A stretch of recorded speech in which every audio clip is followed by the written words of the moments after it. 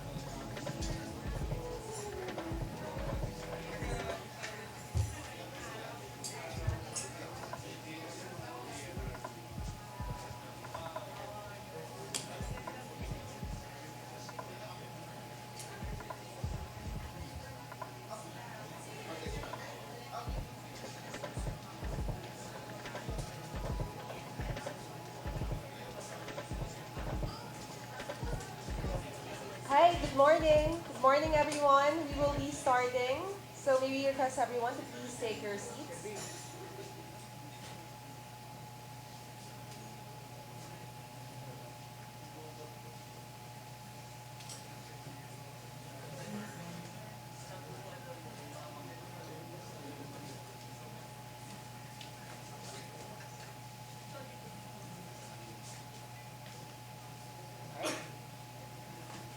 Again, a pleasant morning to our speakers, distinguished guests from the government, the private sector, civil society, the academe, and the media. I am Joyce Ilas. I am the Communications and Advocacy Lead of Strat-based ADR Institute, and I will also be your host for this morning. Welcome to the Forum on the Philippine Circular Economy Agenda, Integrating Sustainable and Strategic Waste Management. Now, this event is organized by the Strat-based ADR Institute in partnership with the Philippine Business for Environmental Stewardship, or PBEST, and the Climate Reality Project.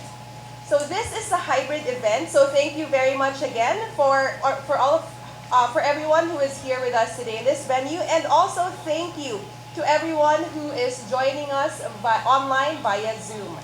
And this event gathered key stakeholders from diverse sectors who will discuss the national government's circular economy agenda, the private sector's circular business model initiatives that can be adopted at scale, and consumer responsibilities in effective waste management. So without further ado, to deliver today's welcoming remarks, please welcome Professor Victor Andres Dindo Manhid, President of Strat-based ADR Institute.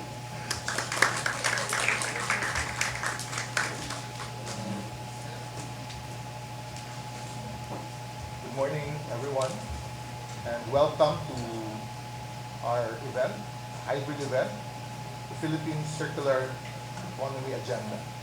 We welcome friends from government, we welcome friends from civil society, from the academe, and also of media. A few years ago, or maybe nearly a decade ago, Dr. C.P. David, myself, Dr. Kiko Magno, Lasal, started talking about environmental stewardship. Without realizing, we'll all be here 10 years after.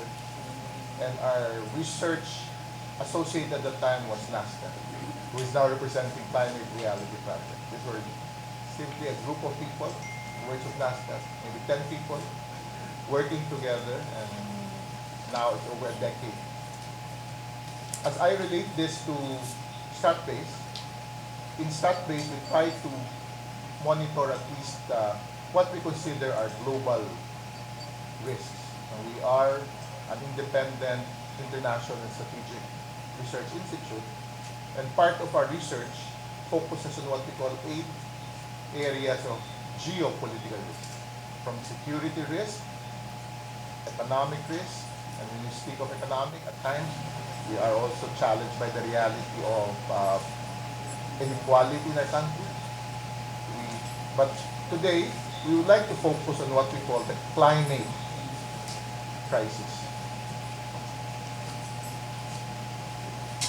And in Strat-based, we argue that there's a need for strategic climate action and an innovative green economic program.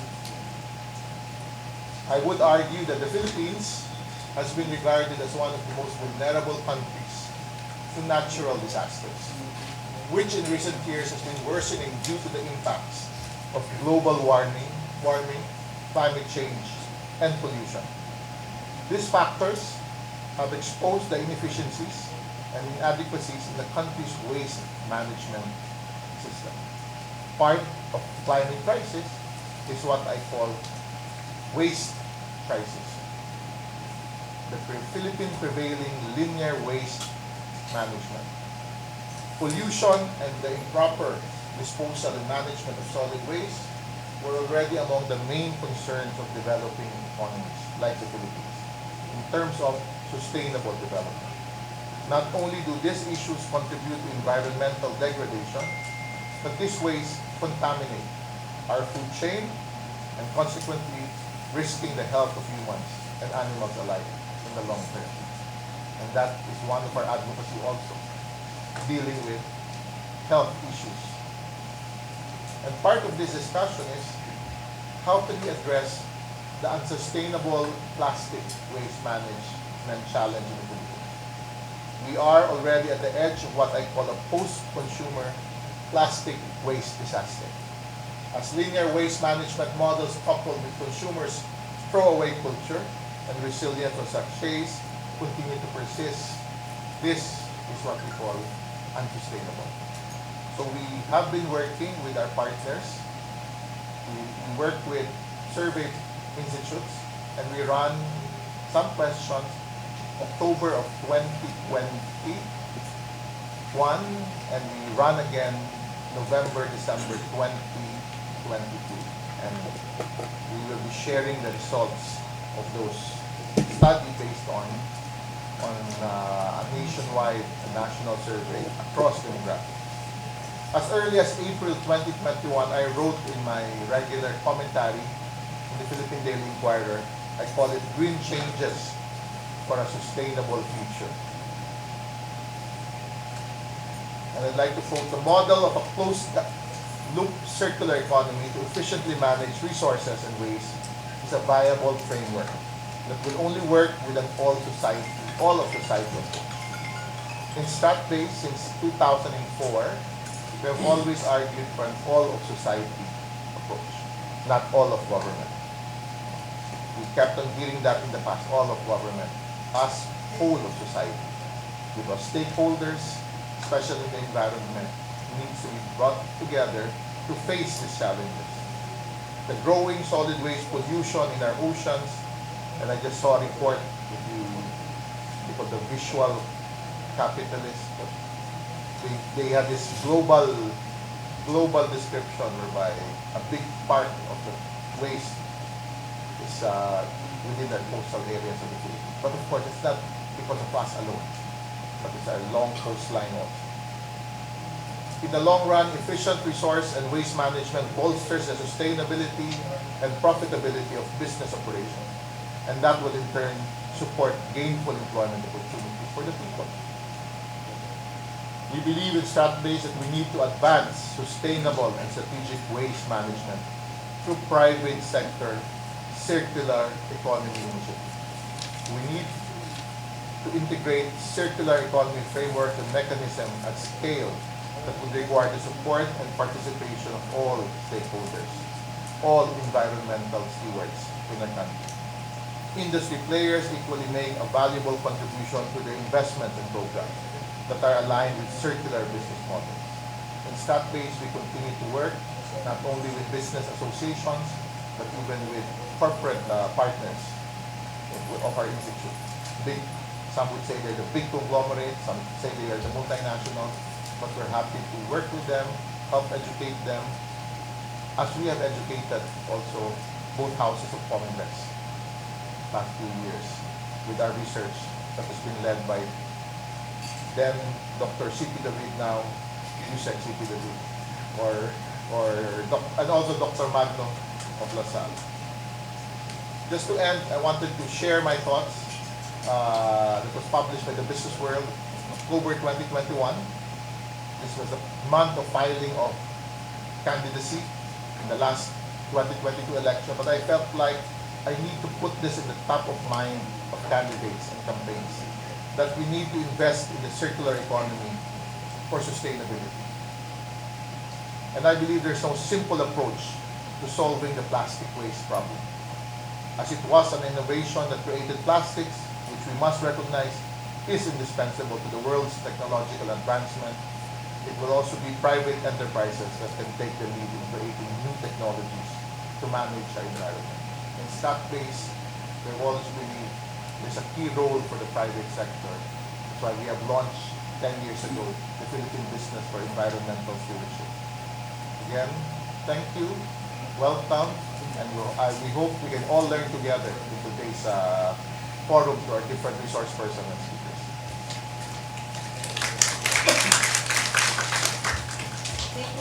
Thank you very much, Professor Bindo Manhit. So to our attendees here in the venue, you will have a chance to ask questions to our speakers later on in the open forum. And to our Zoom participants, should you have any questions for our speakers, please feel free to send your questions to the Q&A box in the lower part of your screen. We'll also try to take them up later during the open forum. All right, so our keynote speaker today is Undersecretary Carlos Primo C.P. David. He is the Undersecretary for Integrated Environmental Science. He is a licensed geologist and a former professor at the National Institute of Geological Sciences at the University of the Philippines, Diliman.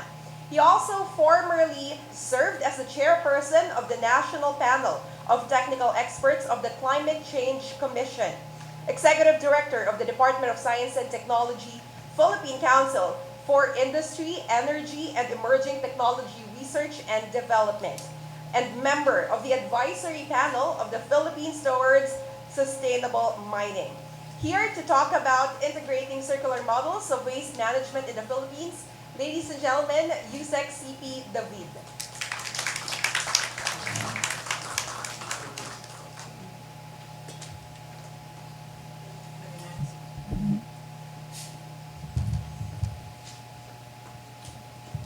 Hi, good morning, everyone. Thank you, Dindo and Stratbase, for the invitation to this forum. Yes, the slides are there. Okay, so the concept of a circular economy, wherein the primary goal is to minimize waste and to keep materials in use longer, comes from a line of similar concepts, including the life cycle assessment, 3Rs, reduce, reuse, recycle, cradle to cradle, and zero waste. In a broader context, all these are strategies towards true sustainability. Now, to answer why it's unbelievably difficult to achieve sustainable development, I sought the help of ChatGPT, like almost everyone here. After all, we cannot rely on the answer of any human who will be biased towards his or her belief, or worse, who may even be complicit to unsustainable practices themselves. So let's look at what the AI has to say about sustainability. Next slide, please. The AI's answers are quite revealing of the flaws of human nature when dealing with sustainability. It enumerated, among other things, the following reasons why sustainability is difficult. Number one, the lack of knowledge and awareness of strategies. Number two, overall resistance to change. And number three, our decision makers' short-term thinking. In other words, humans are incapable of being stewards of this world because we are not very smart, stubborn, and incapable of planning beyond our lifetime. Mababa talaga yung tingin ng AI sa mga tao, I guess, no? Sustainability is seen as the precarious balance between economic development and environmental protection, where we put the fulcrum, or the balance is made depends on many factors. In fact, if you will ask me, I'm no social scientist, but if you will ask me, that seesaw actually has a third plank, if you may, and that third plank is social welfare. In other words, you cannot do true environmental protection without looking at the needs of the people who are actually benefiting from the environment itself. For example, you cannot tell the communities beside the forest to not get anything from the forest when that is their source of livelihood. On the other side, you cannot do economic development if only a few people will benefit from it. So therefore, that third plank, if you may, on social welfare is very important. Next slide, please. In fact, I did a little bit of research, next slide, and looked at the history of the DENR, where it emanated and where it originated. You will see that it is only in 1977, 45 years ago, when the government saw the need for an actual council at that time for environmental protection. Previously, it was all Department of Agriculture and Natural Resources, and so on and so forth. But it was only in 1977 that we put that importance of the environment to light. If you go back in time, it was in 1898, no, uh, wherein environment, no, and natural resources, and therefore that balance between those two and sustainability was aptly named and placed under the Department of Public Welfare, the third plant that I was talking to you about. And they had a nice name for their section on mines and mountains. Now, mines meaning resource development, and mountains for environmental protection. Actually, in Spanish pa yan eh. Nung simula, Minas y Montes ang pangalan nung section na yon. And then now we are now after 1987, the DNR, wherein we put that balance. If you will ask me, we should place there again social welfare, so it should be maybe sometime in the future, Department of Environment, Social Welfare, and Natural Resources. Next slide. Speaking of solid waste and plastics in particular, it can be argued that much of modern life and economic prosperity are made possible with this material. Now, we cannot do anything without plastic. On the other side of the seesaw are the health and environmental impacts, which Lindo mentioned earlier, of plastics when not properly disposed. To achieve the balance, we set policies that govern the entire seesaw. In the past, this included the closure of dump sites, mandating MRFs to be established, and extra charges and bans on single-use plastics, just to name a few. Some worked, most were marginally effective. Now, we are here today, in 2023. We will witness two new policies that may spell a major difference in solid waste management. The first one is the Extended Producer Responsibility, or EPR, which is the topic of our session this morning. I will not discuss the details of the EPR because we have ASEC Gilbert Gonzalez to talk to you about that. The second one is the pending guidelines for waste-to-energy projects. WTE has implications on the EPR because I guess after we collect all the plastics, collected by the producers themselves, what do we do with it? Maybe one alternative, instead of or beyond recycling would be waste to energy. Just to give you a glimpse of what projects are currently being proposed to the DNR and how much we need to catch up in providing the necessary policies and guidelines to help balance the seesaw, the following are the types of projects we receive the most. Number one, reclamation. Two, offshore wind power. Three, offshore quarrying. And number four, waste to energy projects. Daming proposals for these kinds of projects. Reclamation is not new, but because of the multiple projects being proposed in the same areas, such as Manila Bay, we will now have to consider these not as single projects, but look at the overall impact of reclamation over the carrying capacity of an area and the collective impacts of reclamation. Offshore wind, offshore quarrying, and waste to energy are all new, and thus we still need to develop the system for project evaluation and monitoring once they are in operation. WTEs are especially interesting. It's a technical issue because there are a lot of technologies out there, and we do not have the necessary expertise not to discern which technologies we should be using. It is also an economics issue wherein there should be enough waste or feedstock to make a project financially viable.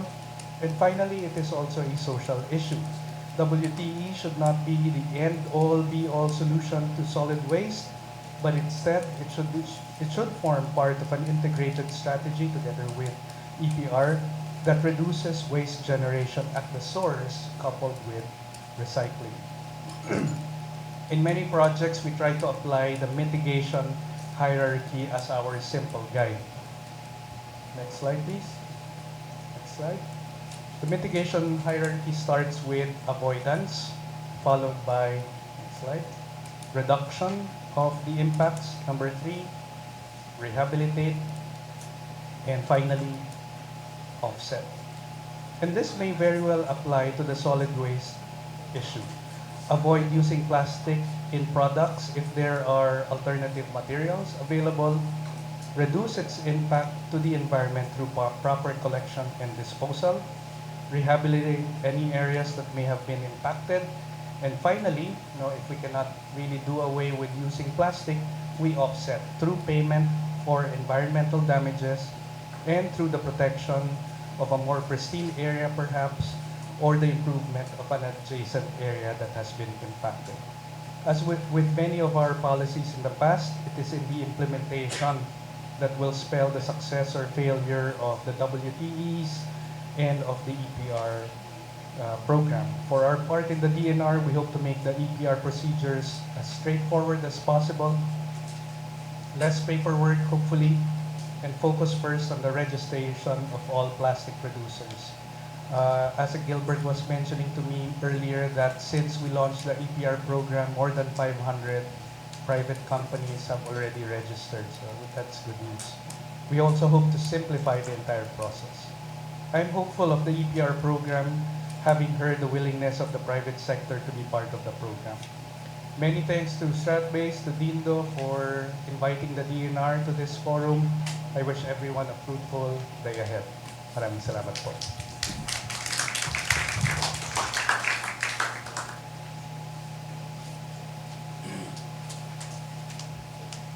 Thank you very much for that very interesting speech, USEC CP David. So before we proceed to the next speaker, may we call on first, just a short PSA, the owner of Fortuner with plate number NBZ5629. Is that person here? Fortuner?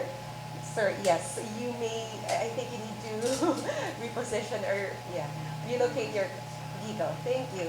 All right, so moving on to our next speaker. He is ASEC Gilbert Gonzalez. He presently serves as the OIC Assistant Secretary for Field Operations Luzon and Visayas. And he's also the Director of the Environmental Management Bureau. Prior to his recent appointment as EMB Director, ASEC Gonzalez served as the Bureau's head in 2016 and as OIC Assistant Director of the Bureau in 2011 to 2012. Here to discuss the highlights of RA 11898 or the EPR Act of 2022, Government Initiatives Against Plastic Waste, let us all welcome ASEC Gilbert Gonzalez.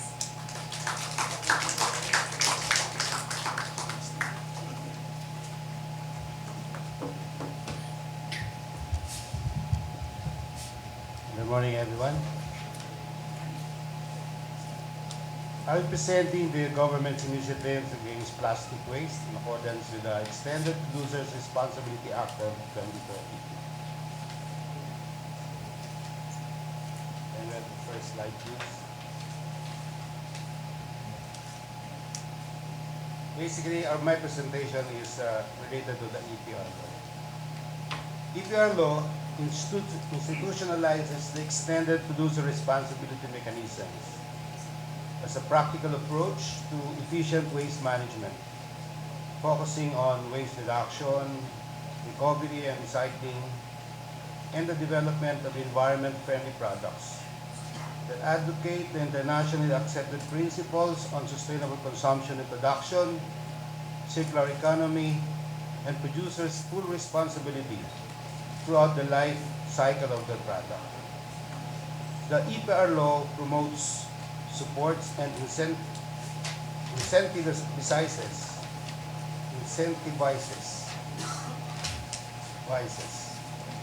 the segregation of waste at source and collection, the waste reduction, recovery, and recycling, and the development of environment-friendly products based on internationally accepted principles on sustainable consumption and production, circular economy, and producers' full responsibility throughout the life cycle of the product. As we know, the complex waste challenge that we are experiencing is a result of a linear economic model which follows the take, make, dispose process. This linearity is also contributing to marine litter and significant GHG emissions across the chain. Increasingly, there has been a shift from waste management to circular economy, acknowledging the need for a more transformative approach and recognizing the multiple benefits transitioning to circularity can offer, including the economic growth, more equally shared benefits, and more sustainable relationship with nature. Pursuing a circular economy offers a strategy and a pathway that could potentially reduce GHG emissions across the economic sectors and value chains by transforming the way products are designed and used. And also derive more value from products through better product design, increased value retention of materials, and diversion of waste from landfills. And also create new investment and job opportunities, enhance local and global competitiveness, improve resilience, and vulnerability to economic shocks. In this way, the life cycle of products is extended and waste is significantly reduced. When a product reaches the end of its life, its materials are kept within the economy wherever possible. This can be productively used again and again, thereby creating further value. The newly enacted extended producer responsibility, while not the only solution, is an important enabler to accelerate our transition to a circular economy. Next slide, please. The National Plan of Action for the Preventive Reduction and Management of Marine Litter was adopted in August 2021 as DNR Memorandum Circular 2021-10. The overarching goal of the NPOAML is zero waste to Philippine waters by 2040. To support the vision of a Philippines free of marine litter through shared responsibility, accountability, and participatory governance. The NPOAML has been clustered into programmatic clusters that consist of 6 strategies. Strategies of actions enabling or cross-cutting cluster that consist of 4 strategies of actions addressing both the land-based and sea-based pollution.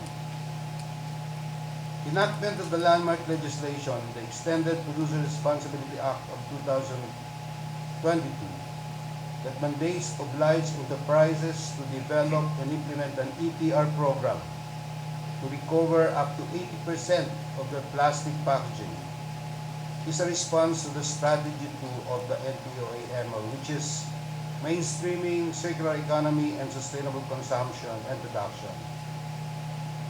production initiatives. Then we have other initiatives on plastic waste management. The Philippines also actively participated in the first session of the Intergovernmental Negotiating Committee to develop an international legally binding instrument on plastic pollution, including in the marine environment. We stress that for the past years, the Philippines has been championing the need for a legally binding global agreement to end the plastic pollution, not only in coastal areas, but also landlocked countries. We acknowledge that national legislation and action plans alone are not enough to address the transboundary problem of plastic pollution.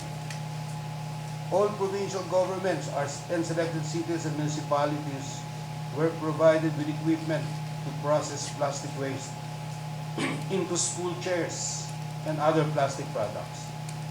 The National Solid Waste Management Commission has also issued a resolution declaring plastic straws and stirrers in the list of the non-environmentally acceptable products and packaging, NEA. This is in compliance with Section 29 and 30 of Republic Act 9003, the Ecological Solid Waste Management Act. Now we have the roadmap in the implementation of the EPR Act of 2022. EPR law is the initial answer to the long-running question from the environment and local government sectors. What is the accountability and responsibility of product manufacturers, producers and importers for the generated post-consumption waste? That's the question. So here's now a roadmap on the implementation of EPR law. The implementing rules and regulations was signed by the Secretary on last 24 January 2023. And it was published in the Manila Times last February 2 of this year. And recently, we are now doing evaluation of EPR programs. We are now conducting survey research and census of waste collectors and waste diverters, and we're doing capacity building of our NEC personnel, or National Ecology Center personnel, who will be supervising the implementation of the law, and as well as inspectors for compliance monitoring. We are also doing an EPR Act orientation for different stakeholders, and we are also preparing for a grand launch. I think we're going to hold this in the coming month, or I think in April. Then we're also preparing for the national framework for all types of product waste, and and also the DAO on EPR laws, procedural manual, EPR auditing and accreditation guidelines are also being developed right now. And just to highlight some of the important provisions of the law, just like this may serve as a reminder also for those who are covered by the law. One is for non-registration is one of the offenses under the law. So this is specified under Section 49G of the Public Act 9003, which is amended by Section 8 of the RA 11898. Then also take note of the components of the APR program as provided under the law and IRR. And also the importance of the geographical implementation and rollout plan under the status of implementation, and the compliance target for 2023, which is 20% of self-determined plastic generated footprint. And plastic neutrality does not end with recovery. Waste diversion methods and products should be indicated.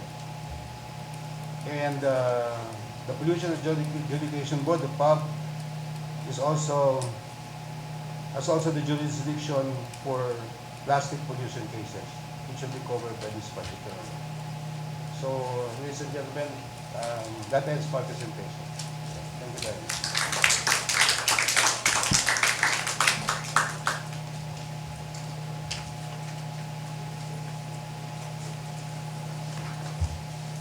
Thank you very much, ASEC Gilbert Gonzalez.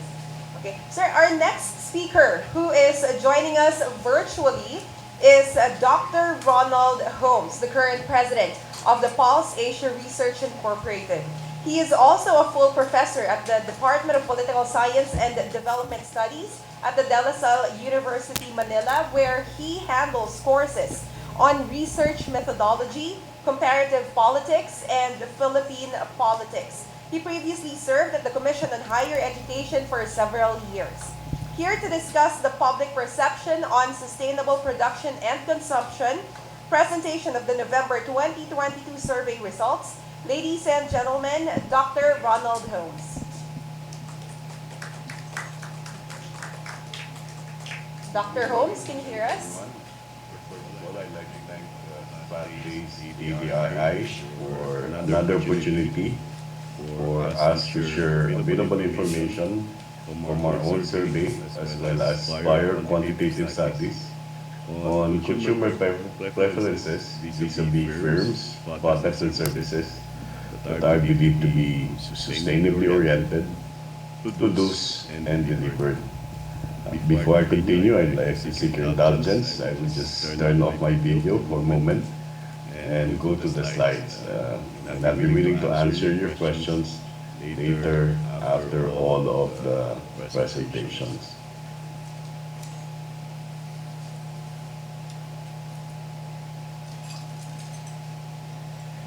Before I turn to the survey results of our fourth quarter Ulat ng Bayan, I'd like to go back to some pertinent and relevant results from earlier surveys. The first was done by Nielsen, and this is the Global Sustainability Report that was completed in 2015. In this particular report, as it is noted here, close to, 2 out of 3 global citizens, with citizens across the world, were willing to pay for sustainable brands. This was higher than what was posted in an earlier global sustainability report. The survey that was conducted by Nielsen had 30,000 respondents in 60 countries, including the Philippines. Filipinos, on the other hand, top other citizens of the world. Close to 9 out of 10 of our compatriots expressed willingness to shell out an additional amount to purchase goods and services produced by environmentally and socially responsible firms.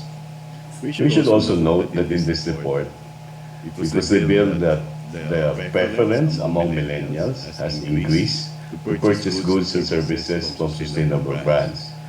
It used to be that half of them were willing to pay an additional amount, and this has increased to about 3 out of 4 among the millennials in the 2015 Nielsen Global Sustainability Report.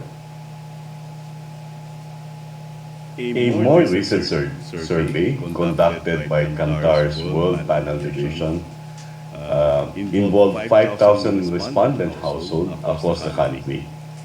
This survey showed that 3 of 4 Filipino households seek sustainable, eco-friendly brands. In disseminating the main findings of the report, the General Manager of Kantar's World Panel Philippines said, "Sustainability is an important topic, and the pandemic has put an emphasis on the importance of health and wellness for consumers." She continued, "Based on the research, there's huge potential for the fast-moving consumer goods industry in the Philippines to apply more environmental practices as more Filipino shoppers are ready to embrace sustainable living and support eco-friendly brands." So from these 2 prior studies, it is quite clear a sizable majority of Filipinos are willing to embrace eco-friendly firms and brands. This is something that is also repeated in our own quarterly survey. The field work was conducted from November 27 to December 1 last year. Stat-based ADRi commissioned a question, and the specific question is, as a consumer, would they prefer to patronize products and or services of brands or enterprises that they believe to have environment-friendly operations? These results basically affirm what has been established, as I mentioned, in prior studies that now span close to a decade. We have a sizable consumer base that firms could engage in or could maximize benefits from. The survey result shows that more than 8 out of 10 Filipinos, regardless of area and socio-economic class, express preference for products and services produced by firms that they believe to be environment friendly. Even when we disaggregate the data across other socioeconomic groups, we find that though there is a lower proportion of the youngest age group that indicated agreement to the statement or expressed preference for products that are environment friendly, this 72% is still a sizable majority.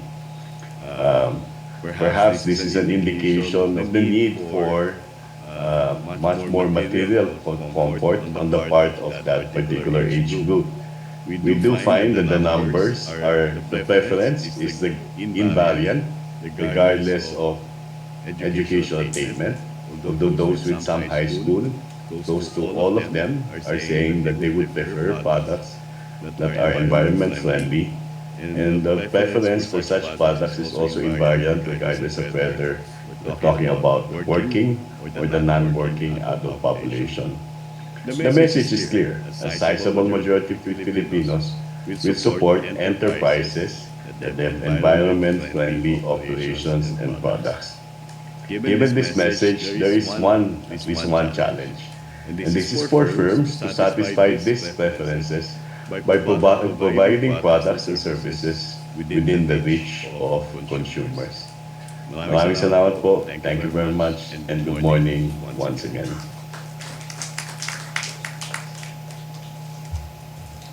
Thank you very much, Dr. Ronald Holmes. Very short, but also very interesting presentation.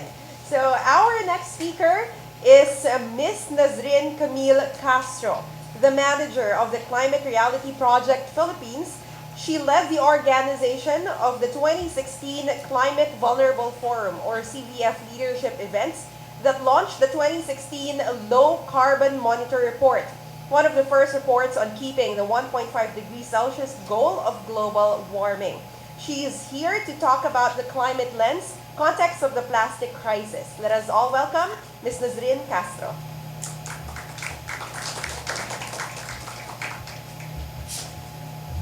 Maraming salamat. Magandang umaga po.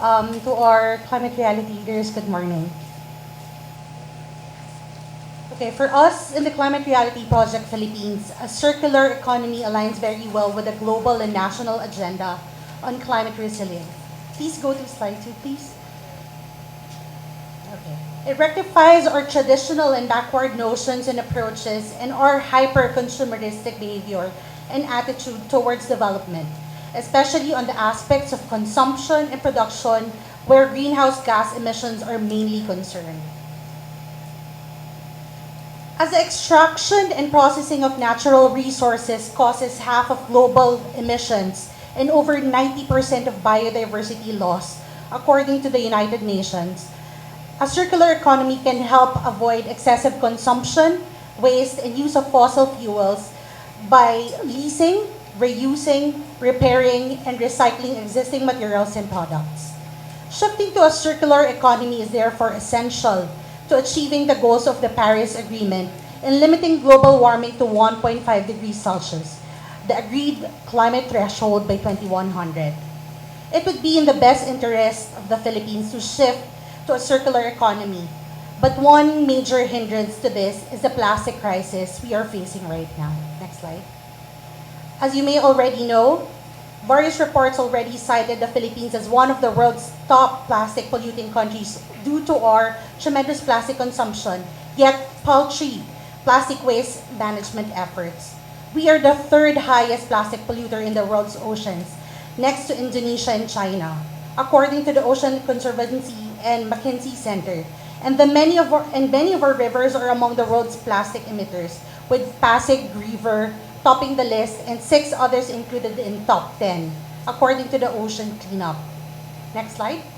The World Bank, meanwhile, projects an increase to our plastic production and consumption by 230% by 2040, and an increase as well to our unrecycled plastics to 3 million tons by 2030 and 5 million tons by 2040. Next slide. The issue in plastics, however, is not just an environmental or public health concern. It is not just about pollution and waste leaking into our open environment, or how plastics entangle or get mistaken for food by animals, or how they increase incidence of flooding as they clog our waterways, or contaminate groundwater due to open dump sites, which may also provide breeding grounds for disease-carrying insects. But for us, beyond looking at plastics as waste and pollution, we also look at them from the carbon emissions perspective and their global warming potential. Next slide. Plastics are petrochemical products that are derived from fossil fuels such as coal, oil, and gas. This is the extraction phase, the beginning of life for plastics. but continuing on with its life cycle to manufacturing, transportation, and up to disposal, which is the end of life. The whole life cycle, fossil fuels are also involved, and therefore gases are also released into the atmosphere. According to the United Nations Environment, the plastic industry could account for 20% of oil consumption worldwide. Moreover, according to the Center for International Environmental Law, emissions from plastic could reach over 56 gigatons, which is 10 to 13% of the entire remaining carbon budget, and which could threaten our ability to keep global warming to 1.5 degrees Celsius. Next slide. And so for us, beyond strengthening policies and managing plastic waste and pollution, it is also important that we also regulate its production and sale, especially on single-use plastics, to turn off the plastic faucet, so to speak. In 2021, there was a push from the House of Representatives to legislate a law that would precisely do this and to mandate extended producer responsibility schemes. This garnered support from the Department of Finance, the Climate Change Commission, and from various organizations, including ours. Unfortunately, the bill didn't materialize. What came out during that Congress is what we have now as the Extended Producer Responsibility Act. It's not the law we wanted, but it is still a welcome law, which would require large enterprises to manage their waste through EPR schemes and to offset their plastic packaging footprint by 20 to 80% starting this year until 2028 and beyond. It is also good that sachets and plastic bags, two of the most pollutive packaging products in the country, are covered by law. Putting greater responsibility on businesses that put out massive amounts of plastics in the market is a cause for celebration for us, especially in the light of the 2019 study by the Global Alliance for Incinerator Alternatives, or GAIA, which reported that more than 50% of all unrecycled residual waste discarded in the country is branded waste, with only 10 companies responsible for 60% of it. Just imagine. There are certain provisions in this law that are contentious to us, such as the inclusion of thermal treatment facilities and the absence of consumer safeguards from additional costs to implement EPR schemes. But what's most worrying is the possibility that regulating or banning single-use plastics at the national level would now be pushed aside. And so while we support the implementation of the EPR Act, we are also keen to support, once again, legislation to regulate and phasing out single-use plastics. Next slide. In the absence also of a treaty on plastics likened to the Paris Agreement on climate change, nations and stakeholders across all levels need to strengthen measures and innovate ways to address the mounting waste and pollution from plastics. Greater effort is expected from top plastic polluting countries like the Philippines. We've made a significant step with the EPR law, but our next big step should already turn off our plastic faucet. Shifting to a circular economy is a pathway that can help address our addiction and dependence on plastics, which is aggravating the climate crisis as well. The challenge now for the country and for all of us here is how soon can we embrace this agenda and influence policymakers and entities to support circular and sustainable practices and systems in our society. Trust that we in the Climate Reality Project Philippines will be your ally in this cause. Maraming salamat po.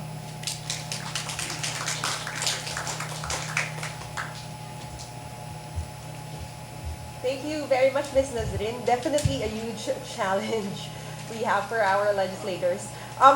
Moving on to our next speaker. Next is Mr. Alexander Cabrera, the Vice President of the Management Association of the Philippines and the Chairman Emeritus and ESG Leader of the PwC Philippines. He is also the Chairman of the Integrity Initiative Incorporated and Vice Chair of the Board of Directors of Arise Philippines, an NGO focused in disaster risk management. Here to talk about the private sector's role in implementing and ensuring an inclusive shift towards a circular economy. Let us all welcome Mr. Alexander Cabrera.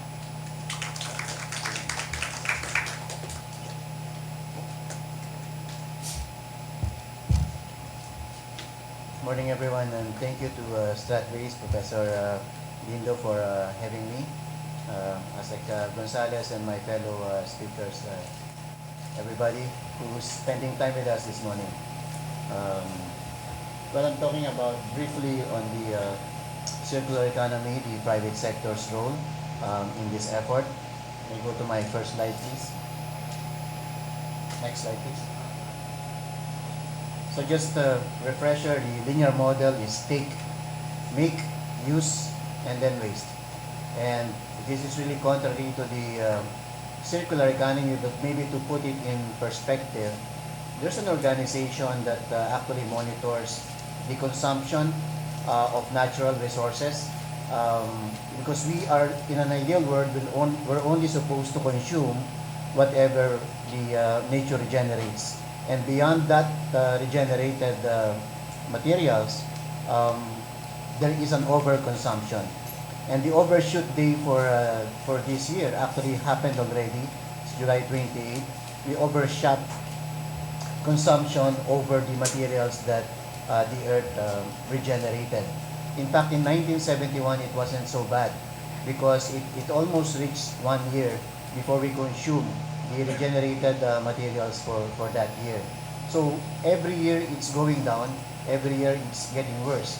I was thinking that, you know, every person in this room is guaranteed that we're going to survive this, you know, because we have so much of the earth's resources, because we're only talking about overshooting the materials regenerated by the earth. But there's also a study that if we don't stop our current practices and we don't go to a circular economy, by 2040 we're going to need 2 planet Earths in order to sustain us. And that should be a wake-up call for everyone. I would tell you that in the business community, they're saying, they're downplaying the carbon emission issue. They say the Philippines is just a rounding error in the contributor of carbon emissions, you know, globally. You know, but when you're talking about the physical waste, you know, as our previous speaker mentioned, number 3, plastic polluter, and there's a lot of that happens elsewhere. Next slide, please. This is a model coming from the Ellen MacArthur Foundation, the biological loop and the technical loop. The biological loop relates directly to the technical loop, the manufactured materials. And maybe I would summarize this by example, that if you reuse the product, you preserve the value by 50%. If you recycle the product, you preserve the value only by 1%. Our earlier speaker talked about the 3 R's. Yusek CPW talked about the 3 R's, the reduce, reuse, and recycle. But we are now talking about the 8 R's, and I think it's worthwhile going through it. The first one is discard, which is the linear economy. The second would be recycle and recover, which means using the old product as raw materials in the new product. Repurposing, like the waste, if that can be repurposed, like the mango skins can now be developed into packaging materials. Remanufacture, there's a truck company that can actually disassemble these parts and then reuse those parts into new trucks, and that's their business model. Refurbishing, instead of buying new laptops, there are service providers that can refurbish your laptops. We do that in the office. Repair your electric fans instead of buying new ones. Reuse, which is basically maybe donating your old clothes. That's an example. Reduce, which is buying wholesale instead of the tingi. Redesign, the example is the metal straws instead of the plastic ones. And refuse any packaging that produces waste, and for retailers that could mean refilling stations. For consumers, that could mean refusing plastic bags by bringing your own bags. Next slide, please. This is a graph, and I'll tell you something positive about this graph. The illegal dump sites and unsanitary landfills are going down, and more sanitary landfills are going up. And for any one of you who hasn't seen a landfill yet, sanitary landfill, there's an integrated waste management program within that landfill that segregates and tries to recycle. That being said, less than 10% of our waste are recycled. A little above 20 or 23% um, are 22% are still unsanitary landfills. The sanitary landfills are about more than 30%. If you add the unsanitary landfills with the total waste, you can say that more than about 60% of all the waste either trips into the environment, fed into the environment, or in dump sites. So that's still a major thing that we need to work on. Next slide, please. These are just the benefits of the circular economy, because if you are compelled to make it circular, to have a circular business model, you will be compelled to innovate and review your products and review your packaging. It results to job generations because the 3 R's are now 8 R's, and you can really build business models and hire people to implement the other R's, or to implement the other R's. It supports communities because it can localize the source of these materials, but on top of that, it can bring quality of life, food security for fresh vegetables, for instance, and the preservation of natural resources. And I think this is a deliberate move, because if you slow down the access to natural resources, it will give them time to regenerate. And how do you give them time to regenerate? Implement circular practices. Next slide, please. These are some of the private business models now present, and we know them. Circular inputs, sharing economy, your Grab, your Airbnb, product as a service. You might find it a little bit funny, but they're now leasing jeans. And you can lease jeans and then return that. And there's a certain company now that's selling jeans, and part of the business model is that you can return these jeans, and they will reprocess that into a new product. So when it comes out, it becomes vintage jeans, or they harvest the raw materials from that. So the jeans that has holes is probably more expensive than the original jeans when they were brand new. Next slide, please.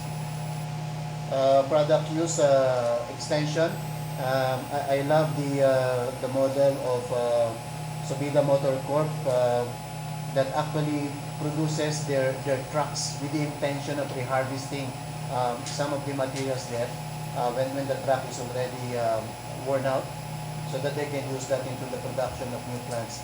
Resource recovery, and I would cite PCEX, that is an NGO run by Nanette Medved, and we're also working with them doing these certifications right now on a voluntary basis, but because of the EPR, it's going to be, I think there's some compulsion there. But what they're doing is they set up a network to collect this end-of-life plastics, those plastics that go to the ocean, collect that, and then they're recycled by accredited processors, and PwC vets these processors, and they are reprocessed into fuel or construction materials. So the company would purchase the same amount of weight of plastic that they sent out with their packaging products, and use that credit from plastic credit exchange to neutralize. So people can go plastic neutral, or zero plastic for that matter. This is just, next slide please. This is just an example of what PwC has done, and I'm from PwC, but I really admire what PwC UK has done. The first thing that they did is to hire an international waste management service provider, Suez, and their first goal, the first phase of their goal, is zero waste to landfill. Nothing of their waste should go to landfills. Their second stage was to make sure that 100% of the materials in the office are reused or recycled. Even they have kitchens there, even their used oil, they recycle that.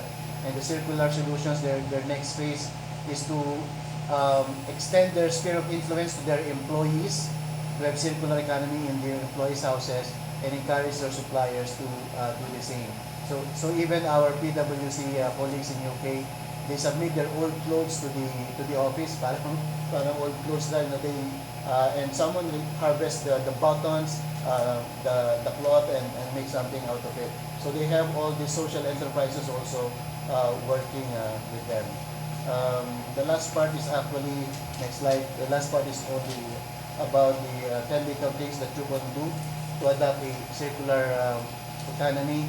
I guess the toughest of this, I would say, is to consume less because it is part of stress management for women to buy things which are not really durable. The men, they buy durable things, and when you look at the men's shoes, they're still wearing that, for the past 5 years. But women, they would buy shoes 5 pairs at a time. I'd like to, levity aside, I'd like to say that in the Philippines, only listed companies are supposed, or not supposed, but legally mandated to adopt the Code of Corporate Governance. And the Code of Corporate Governance can compel listed companies to follow sustainable measures. Earlier there was a survey presented by our speaker from Lazal on their survey that 8 out of 10 Filipinos are willing to buy goods from suppliers who are environmentally friendly. Question: how do you know? How do you know? That's the big question, because they know that it's conceptually good. They'll say, yes, I'll buy from it. But how do you know? When only listed companies are supposed to file sustainability reports that disclose their ESG initiatives and how they deal with these environmental issues. And I would say that even if non-listed companies are not required to follow a code of corporate governance, there is a moral obligation, there is a humanitarian obligation, there is an intergenerational obligation to do circular economy and to be conscious about the environment. Because as I said, even if we survive this generation because there's enough for us, really, the moral obligation is for our children and our children's children. Thank you. Thank you very much, Mr. Alexander Cabrera. Very interesting presentation.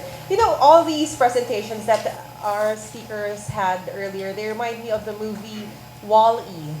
Are you all familiar with the movie Wall-E? It's an animated movie by Pixar, where the planet Earth became a huge dump site because they were saying that our waste has taken over the planet. That they had to look for another planet. So, moving on to our last speaker, Mr. Carlo Chen Delantar, a founding partner of Core Capital. He is also the head of circular economy and ESG at venture capital firm Gopi Partners, circular economy pioneer at the Ellen MacArthur Foundation, and the climate reality leader at the Climate Reality Project Philippines. He also previously served as co-chair of the Global Shapers Climate Action Steering Committee at the World Economic Forum. Here to discuss catalyzing a circular fourth industrial revolution through technology innovation, ladies and gentlemen, Mr. Carlo Chen Delantar.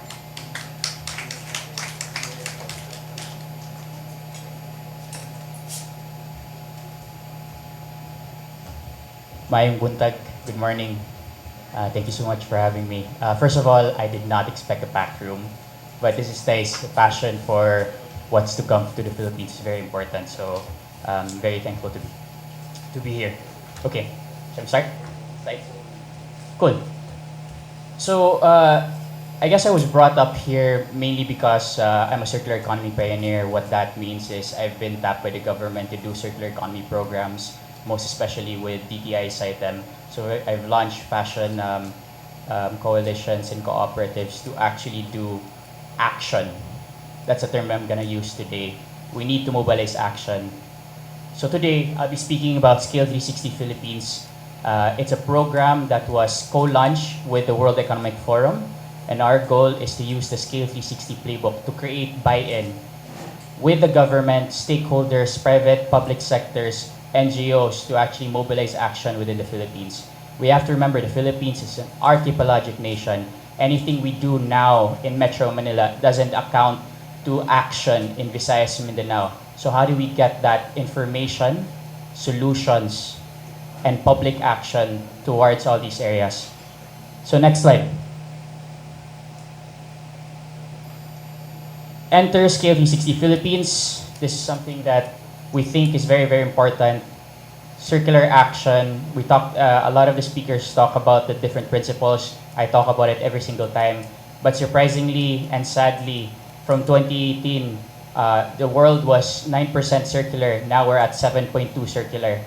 No, so that's a big problem because the acceleration of consumerism has gotten even worse. But the question of outside of recovery targets, are we actually tackling reduction targets? Next slide.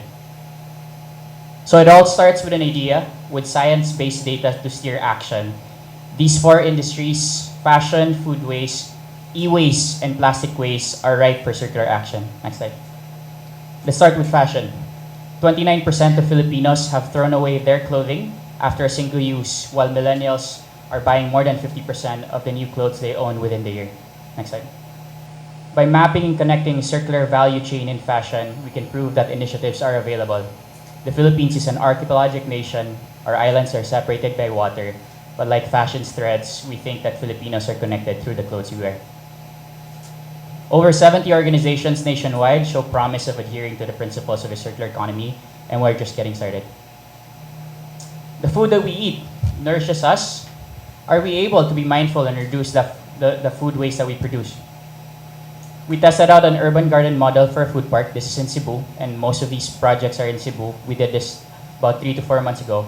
Can a food park sustain its ingredients through the reduction of waste, and if any, can regenerate ingredients for the food park and be less wasteful? Next slide. Findings shows that a food park can be restorative and regenerative. We're excited to share this toolkit for best practices for any food establishments. This is all available at scale360.ph. Next slide. Yet, we receive all our information through technology in this fourth industrial revolution. This digital age heralds a double-edged sword, convenience and inconvenience for Mother Earth. Can we build awareness and increase adoption nationwide? Through solid partnerships that connects all accredited facilities for e-waste disposal and recycling, we're increasing disposal points starting with Cebu and soon nationwide. Data, technology, government, disposal points are interconnected. We're making simple and clear interventions that have already made a difference. On to plastics, a very popular subject today. An ever-growing problem that is being tackled globally, yet the Philippines is still at the early stages of making a dent solving this problem. The recent extended producer responsibilities implementing rules and regulations are yet to be seen, but we're here to increase education, collection, and recycling nationwide. Again, we're all in this together. Through a dedicated platform that will be a repository of all things plastic solutions, we are starting with our city, Cebu, to create meaningful impact. And just a heads up, the Ellen MacArthur Foundation will be launching a new toolkit in coming weeks, so we'll be in touch with those for further information. We're just getting started. Scale 360 Philippines is a body of work for Filipinos, by Filipinos. Actions start within citizens, and most especially the youth and everyone else here. Next slide. Through this program, our interventions have attracted the needed conversation. Stakeholders are in place. We thank our partners, advisory board, and of course the shapers for making this happen. Next slide.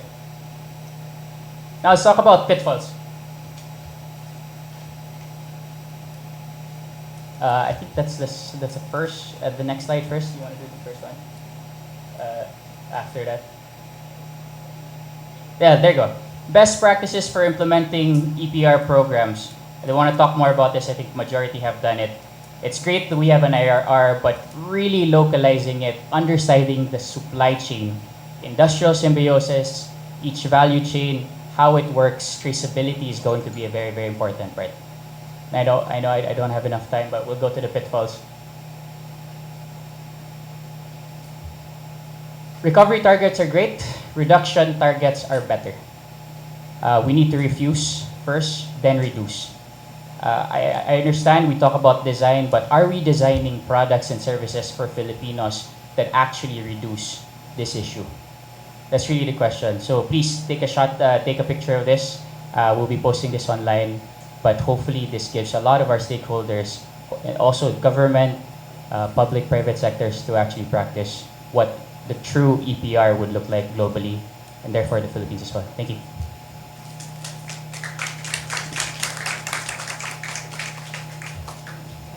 Thank you very much, Mr. Carlo Delantar. At this point, we wish to invite again all our speakers back on stage to join us for the open forum. So may we call on again USEC CP David, ASEC Gilbert Gonzalez, Ms. Nazrin Castro, Mr. Alexander Cabrera, and Mr. Carlo Delantar. I think we also need assistance. We'll be clearing out the stage so you can position with chairs. And Dr. Ronald Holmes is still joining us online. Okay. So again, to our attendees here in the venue, you have a chance to ask questions to our speakers. I think you can just raise your hands. Or you can, if you're quite shy, don't want to talk, you can approach our organizers here. And then maybe they can ask the question for you. And then to our participants in Zoom, you can put your question or you can write your question in the Q&A box in the lower part of your screen. All right? So maybe call on our speakers on the stage. All right. So to moderate the discussion, we have Engineer Felix Jose Vitangcol, the Secretary General of the Philippine Business for Environmental Stewardship, or PBEST, and a Fellow for the Environment of the Albert Del Rosario Institute. He specializes in mining, circular economy, and business environmental risk analysis and management. Engineer Vitangcol regularly writes commentaries in major newspapers to encourage strategic action on environmental stewardship, climate change, sustainable development, and sustainable mining. Ladies and gentlemen, Mr. Felix Vitangcol.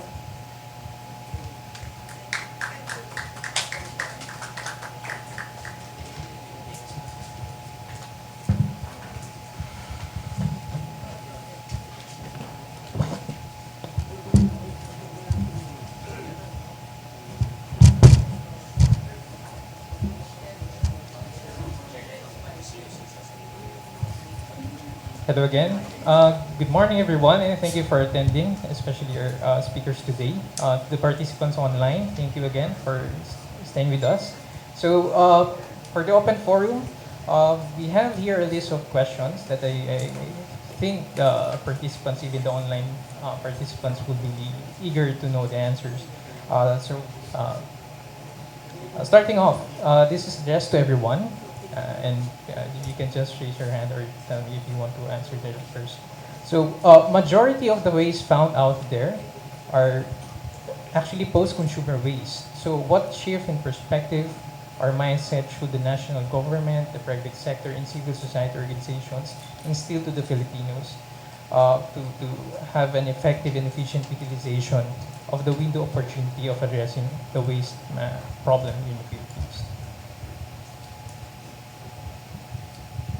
Yes. So compulsion and incentive. So there must be an incentive. I guess it can be integrated in the EPR or supplement to it about collecting your plastic or repackaging in order for your products to be more environmentally friendly. But I think it has been also taken up by one of the speakers, the compulsion of taxing end-of-life plastic use. I think that compulsion will force people to reinvent their packaging because they don't want to pay tax on that. So it's not a question of whether it can be done or not. It's a question of political will.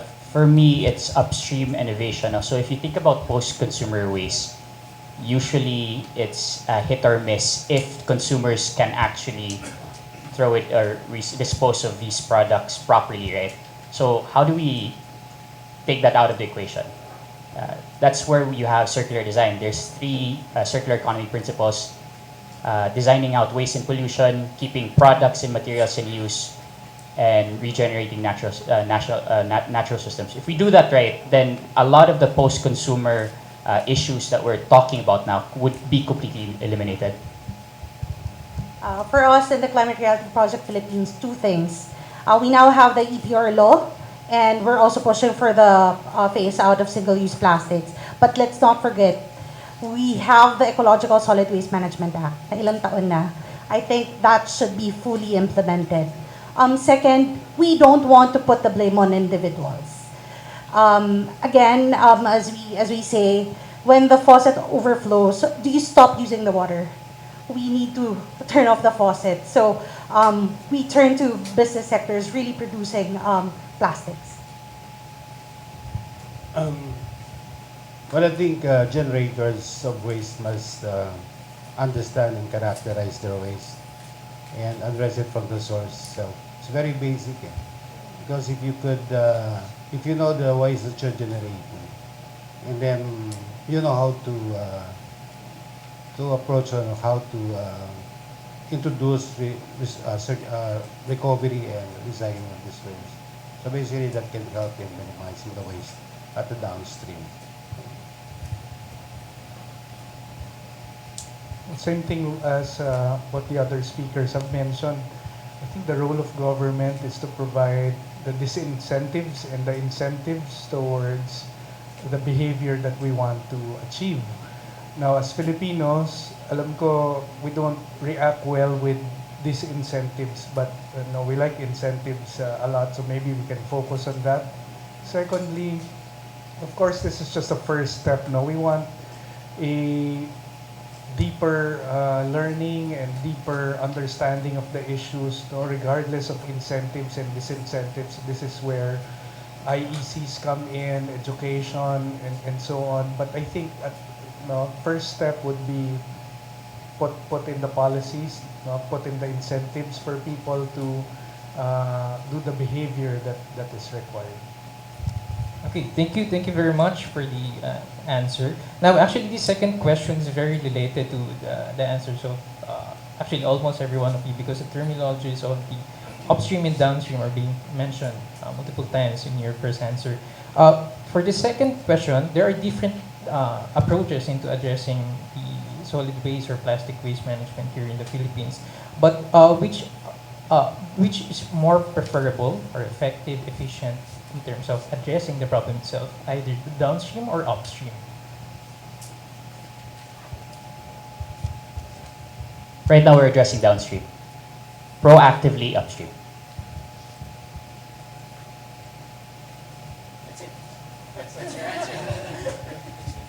No, I guess I'd just like to cite that no one really mentioned it, but I think everybody is underestimating the role of local governments in waste management. And I'll give you an example, and I can only say this because I'm in Quezon City.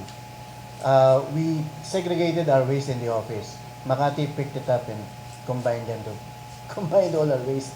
I mean, if all local governments will just implement a two waste basket system, for instance, biodegradable and degradable, and make it easier for the recycling of this waste.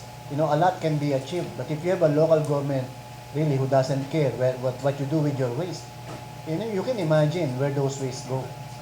So the role of the local government, I think they have autonomy, that's why they can do what they want. So if we're touching legislation anyway, we really need to penalize these local government units who's not doing the right measures insofar as waste segregation and waste management is concerned. Siguro kung sinabi ni Sir yung other side of penalizing local government units, we also want to highlight the best practices and the acts of leadership of local government units that really innovated despite the absence of a national legislation banning single-use plastics. We already have like the likes of Quezon City, Pampanga, even Iloilo leading the way. Again, they don't need the national legislation, but again, going back to the Ecological Solid Waste Management Act, fully implementing that law made that possible for the local government units. So I think the experiences of local government units should also inform how we envision a law that's effective, efficient in the next years. Well, I think it should be a combination of approaching the problem in the upstream and the downstream. So RA 9603 actually now introduces waste segregation and all the mechanisms that can be introduced from in the upstream, but has to be provided with the support facilities of the downstream and the investments that's necessary to operationalize. Otherwise, something will be left if it's not implemented together. Thank you, everyone. Actually, that's a very good point that it's more of a combination of both, especially if on the upstream is more on the investment side, at the same time on the downstream is more on the education that is, or the proper or realignment of the behavior of the consumer themselves. So related to that last part, considering the survey that Dr. Holmes shared a while ago, why do you think a huge majority of Filipinos support environment-friendly firms? And what does this say about the priorities of Filipino consumers today?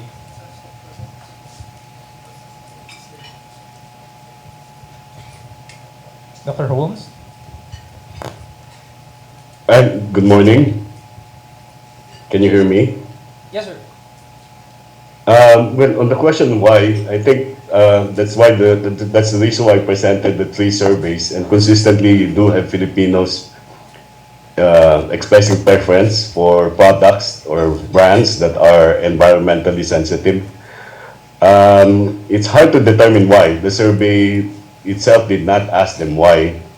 But I think the Filipinos know that there are certain things that are happening in the country that require us to be more socially conscious. The question now is whether industry or firms will be able to cater to this express preference. My sense is that, for example, we do have many consumers are into retail purchasing. You know, shampoo sachets, for example. How much plastic is spent in terms of producing sachets? Can this be done in such a way that, you know, the producers can just have bulk goods that will be sold basically to key sari-sari stores, and then the consumers can just bring their own bottles for that matter. Those are the things that maybe, that's why, as I said, the challenge is for the firms to try to cater to this preference that is expressed, because it's a preference, but it will not come into being unless it is really addressed. Thank you, Dr. Holmes. Ms. Nasreen has the answer. Maybe just to add insights, we have climate reality leaders all over the world. So Carlo is one. We have a leader in the Jugan Island, and they did this experiment with sari-sari stores. Bakit nagtathrive ang sachet culture? Again, because it's cheaper. For some Filipinos, yun lang yung kayang bilhin for the day. But the experiment also showed that Filipinos are brand conscious. When we talk about, parang pag bibili ka ng toothpaste, it should always be Colgate, Close-Up.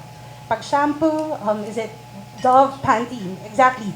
That's why it's also very challenging for refilling station, yung mga refilleries. So what they did is to set up a case project within sari-sari stores in the Jugan Island, where they did a refilling station that would also cater to the brands na where communities also resonate. So doon naging successful. You also address the culture within the community. So, yeah. I guess one of the probably key reasons why that would be the case for the Philippines is our demographics. And maybe the median age, for instance, is 24. So millennials are so much into consumer activism. So whenever they spend, sometimes they spend against something. Of course, the price factor will probably tell the difference there. But I like the suggestion about the repackaging. But imagine this: if they can do the shampoo dispenser inside supermarkets, and then you sell these bottles, these glass bottles of shampoos, whatever, and then they just line up there and then get their shampoos from this huge dispenser from supermarket. That would discard the sachets and all this plastic, at least to a great extent. But I would say consumer activism, and because that is our demographic sweet spot, yung ating advantage in the Philippines of having a young generation, should also remind us all together that we should do this for them, because they cannot take up the fight in their lonesome. I'll just package it up. It- I was part of the youth, depending on how you would say what youth is. I'm now 30. I have a beard now.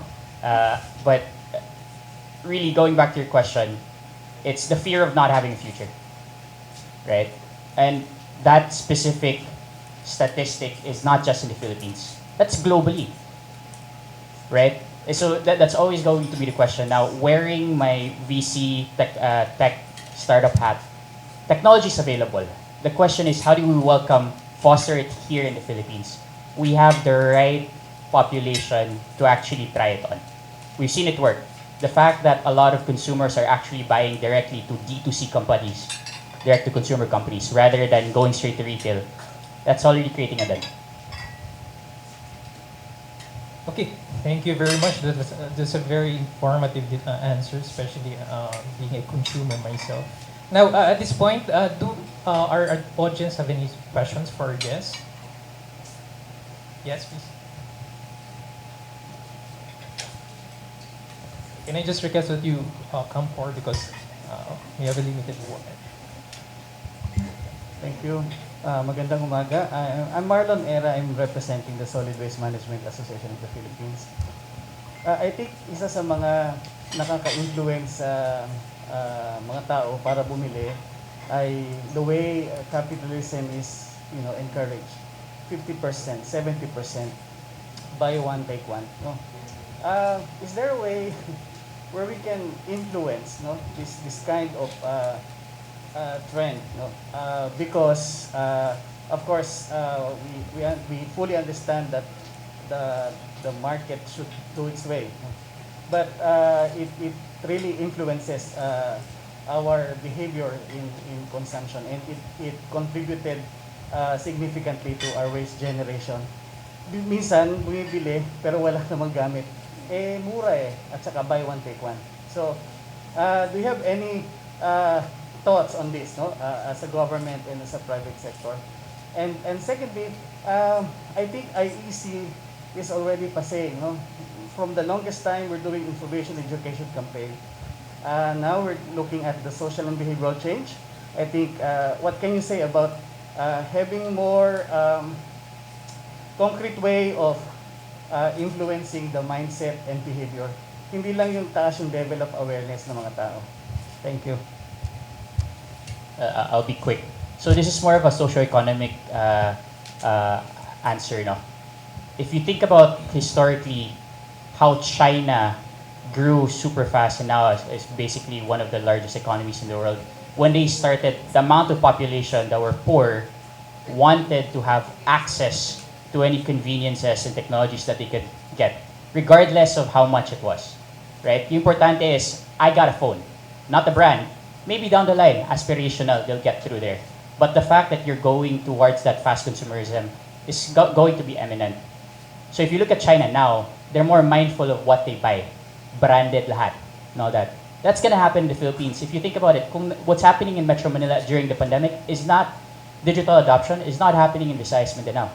GCash is not eminent in outside of Davao, right? So it's a cyclical. It's nothing new. It's happened in different countries. We just have to be proactive about it.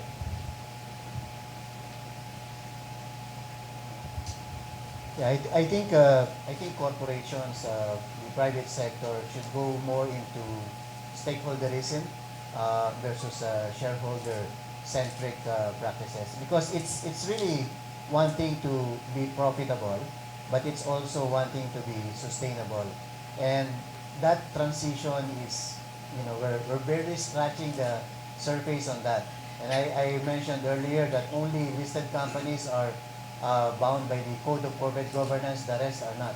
So they're still taking liberties with it. But so we're now working with the SEC on how to impose a minimum governance on non-listed companies. Because really it is them that's going to start it. The buy one take one, I don't think you can do anything about that when people are trying to dispose of their inventory. But the root of the problem is how are they packaging their products. And if they go environmentally friendly and it becomes more expensive, Can they meet the price point that the market is willing to pay, and and just reduce sacrifice some of their margin for sustainability? I think it's a question of that. Quickly lang, sir. Siguro, IECs per se are not pase, no? It's how you deliver the message that needs to change. Like what you mentioned, it has to result to behavioral change, no?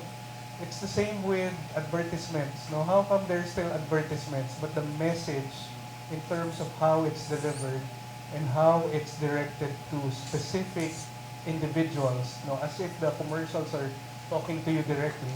That is, I think, what we need to improve on, no, in terms of doing this campaign, no, all over again. Thank you. I actually saw another hand from the back.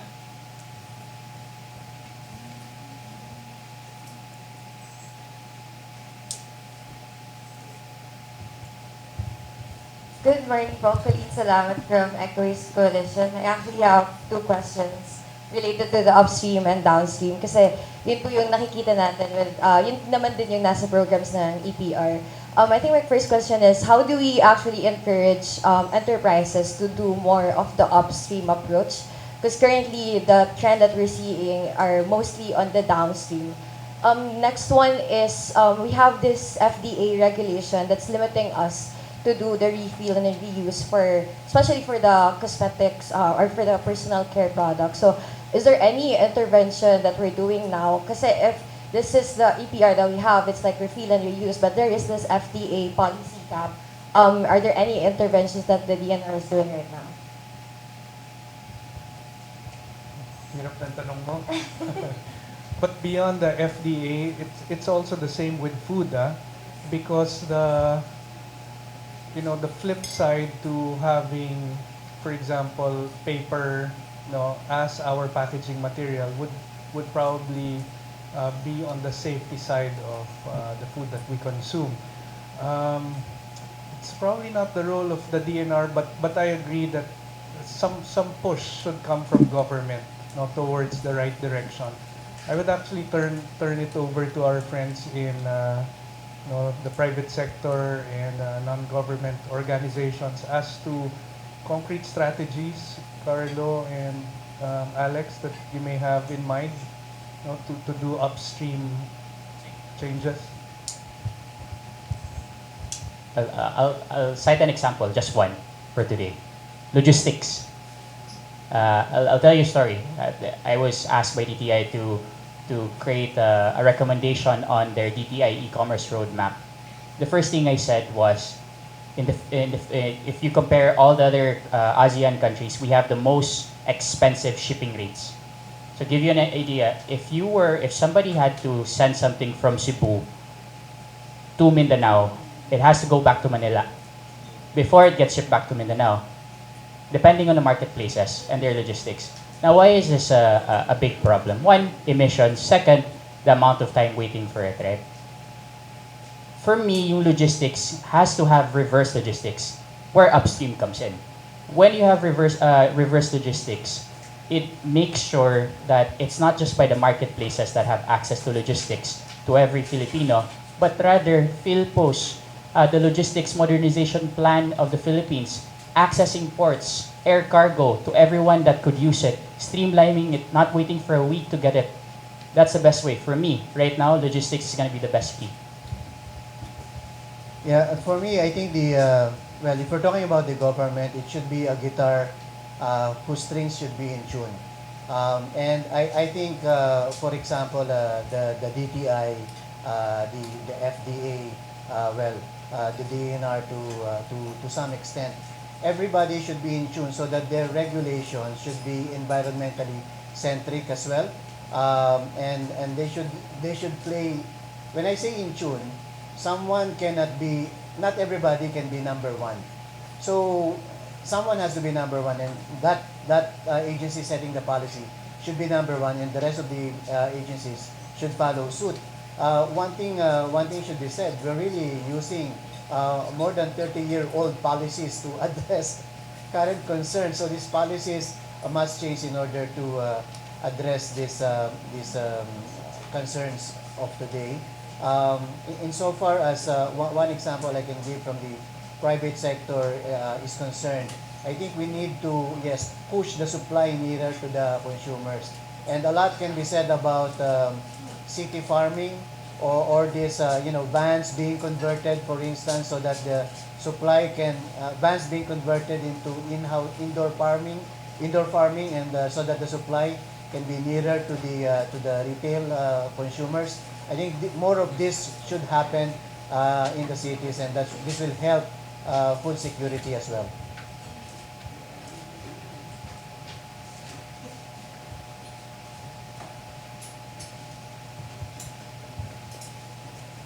Last one from our audience before we go to our last few questions.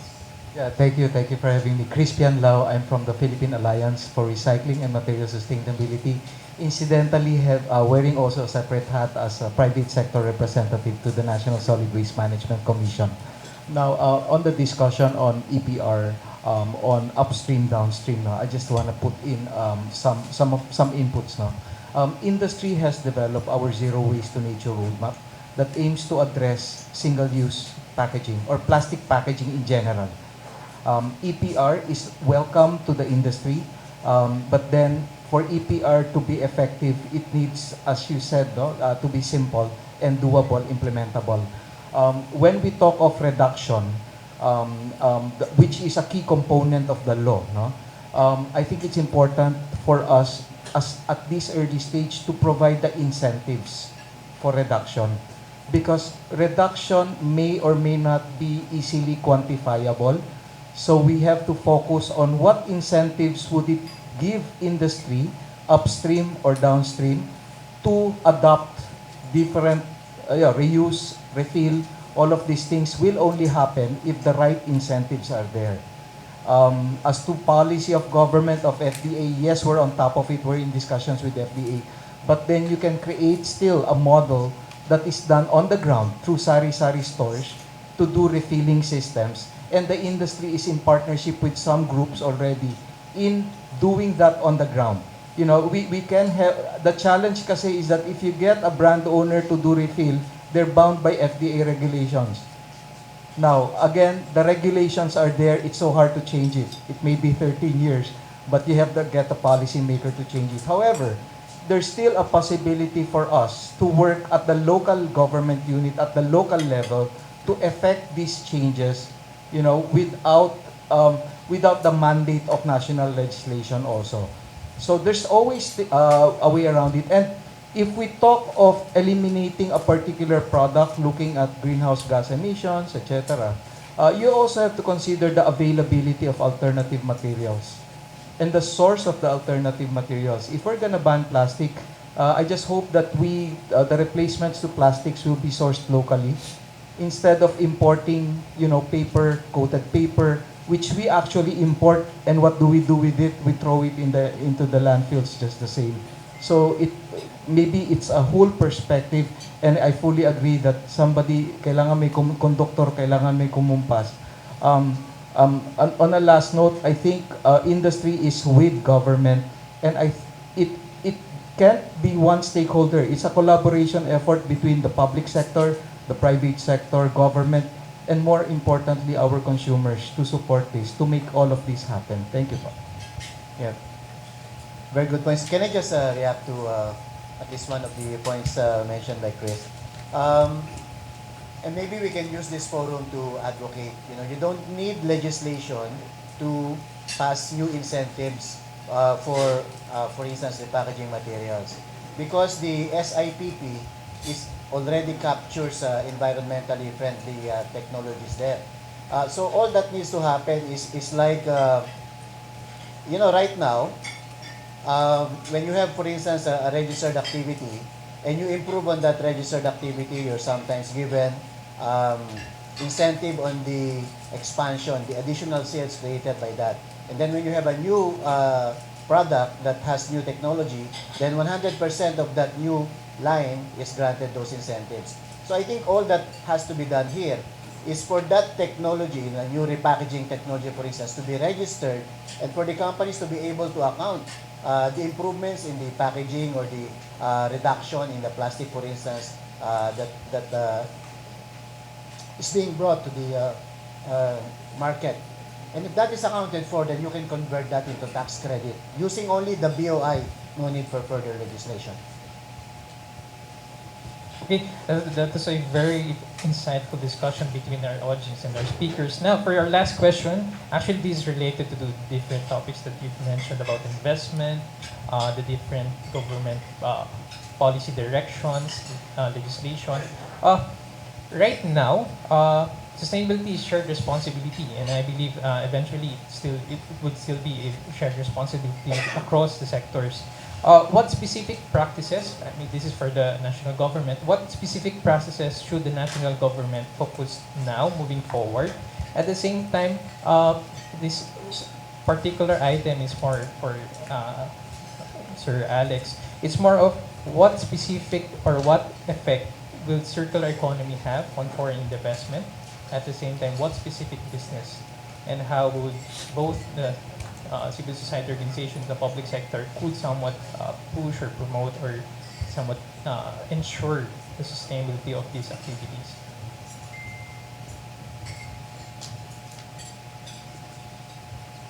I didn't catch much of your question, but I think almost all the concepts, all the programs are already ongoing in terms of government, in terms of structures, in terms of programs, in terms of priorities. So there has been mention of shared responsibilities by all sectors, and I think we just have to push towards that direction. And as everybody is expanding in terms of awareness and understanding all of this different concepts that will be introduced, technology, I think everybody must come forward and then participate in working with government. Government cannot do this alone. It's been in the law for almost 2 decades already. But I think there's not much investments being put up to support actually how we can achieve the objectives of the law. Even the local government units are having a hard time getting their own budgets to actually establish their own systems that can comply with it. The national government cannot afford it. And it has to be participation of the private sector. And all of this can only be achieved. Everybody has to work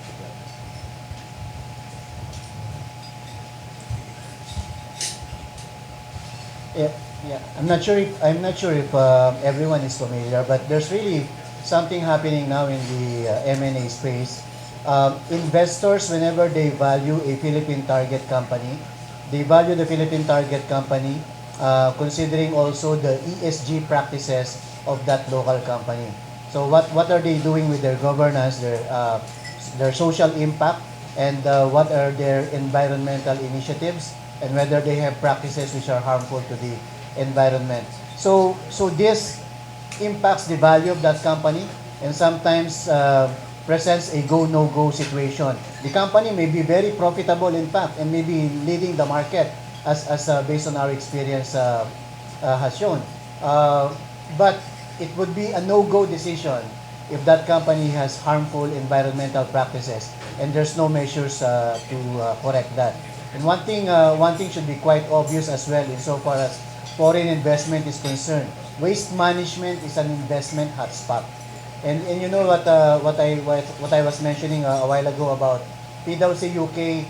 The first step is to hire a waste management professional to help them. We need really more of that in the Philippines.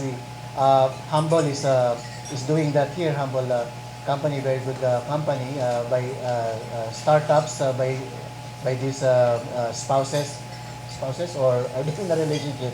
I don't know, but they're just one of the few companies that's trying to help companies do something about their excess inventory, the clutter, the waste, and harvesting them and converting them into another product, selling them online.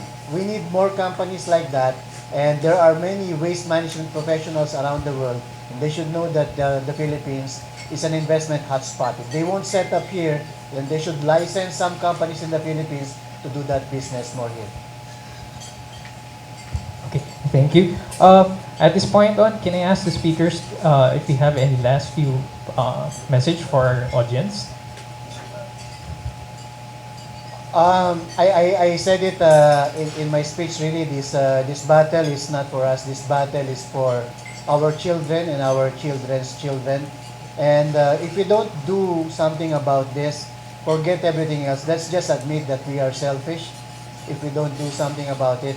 But maybe I'm talking to the choir here, because the presence of people here, everyone that's present here, shows that you're worried about it and then you're concerned about it. May your tribe increase.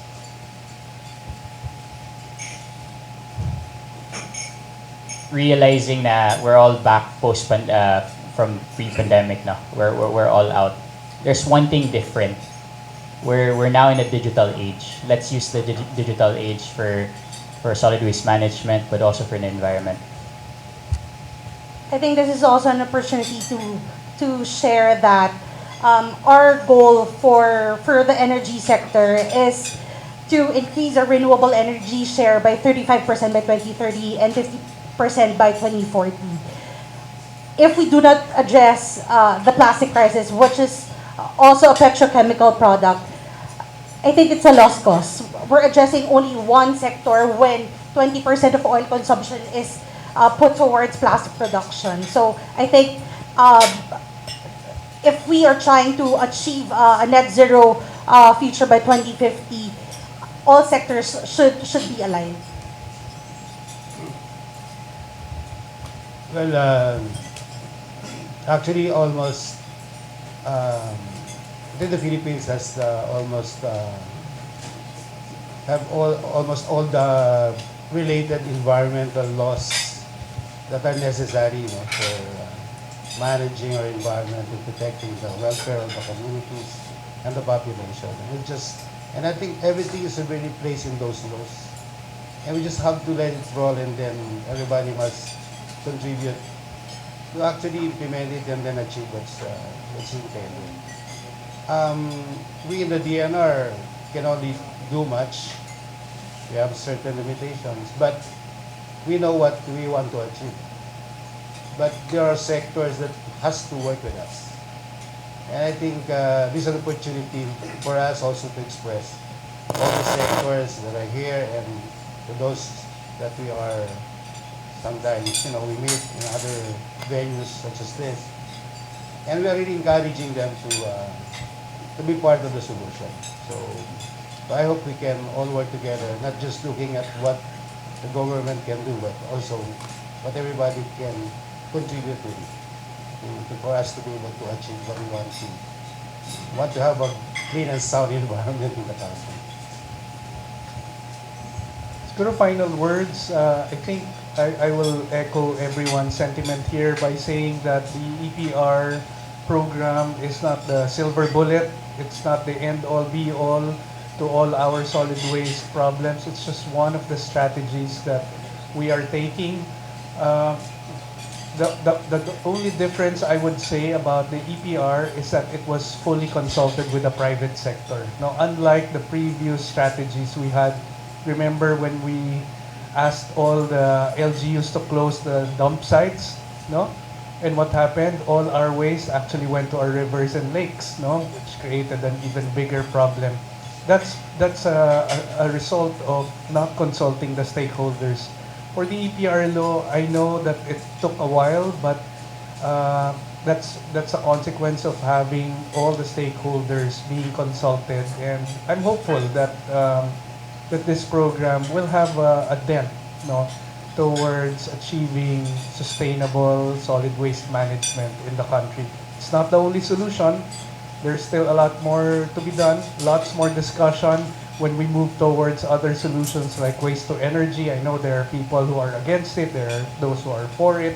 We will just have to thresh out the issues as what we have done for the EPR law. Maraming salamat po. Thank you, our esteemed speakers. Can I invite everyone to give them a round of applause? Thank you.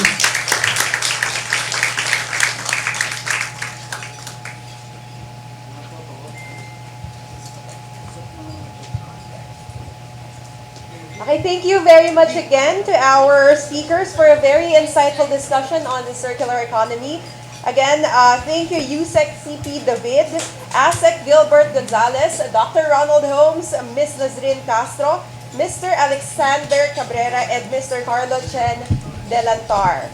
All right, to officially close our event, may we call back on stage Engineer Felix Vitangco to deliver the closing remarks.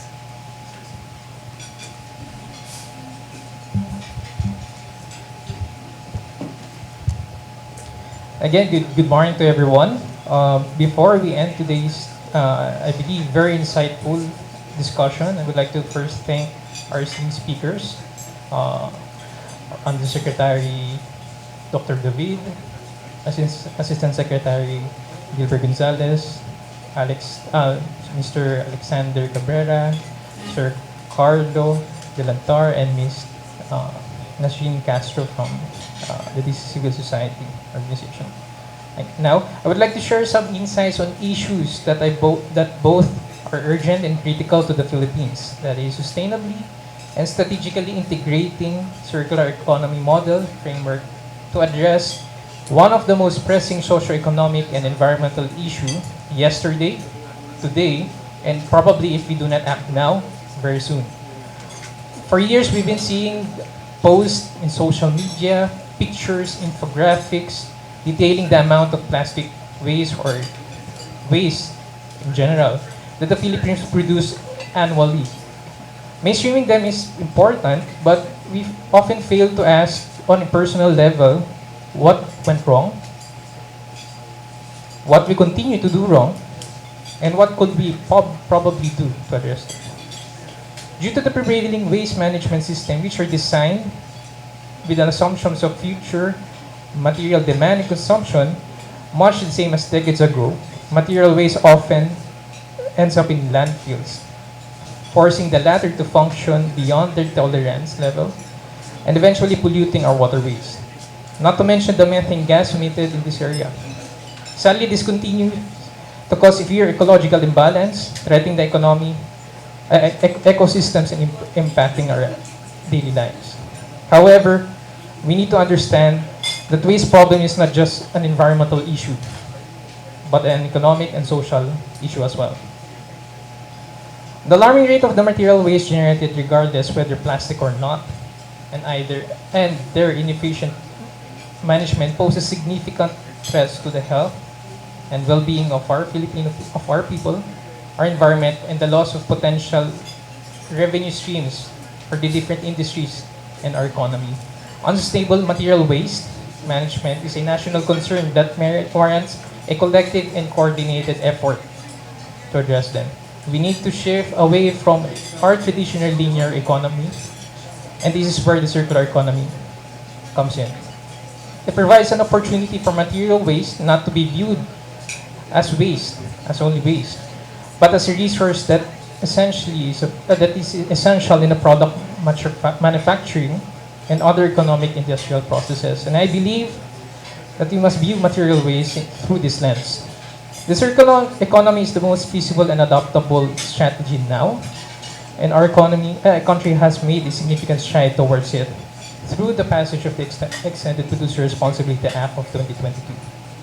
The private sector plays a critical role in implementing circular economy initiatives in the long term.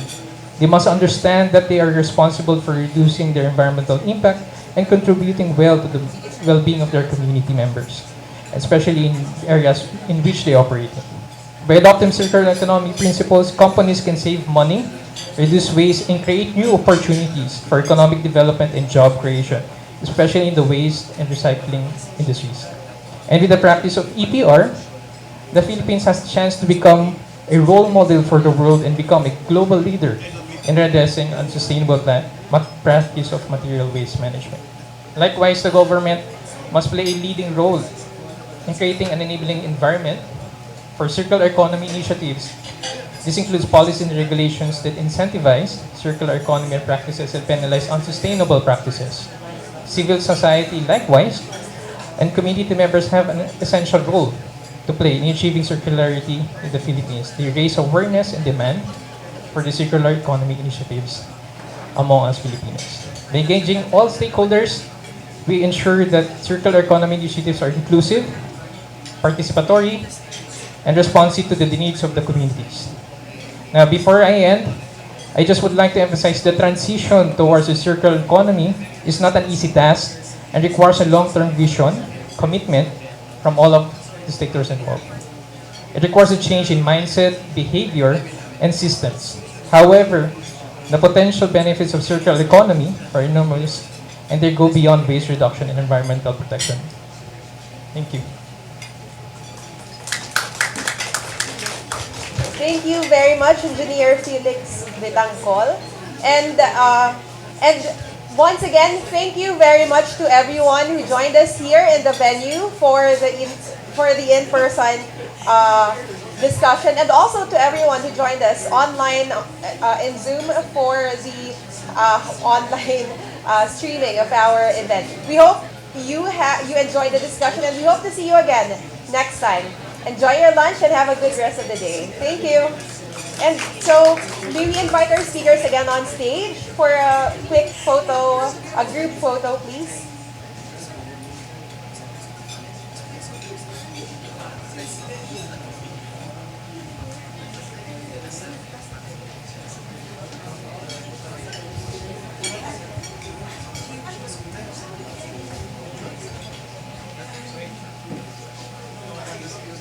Again, may we invite our speakers for a quick photo opportunity on stage. Here na lang po.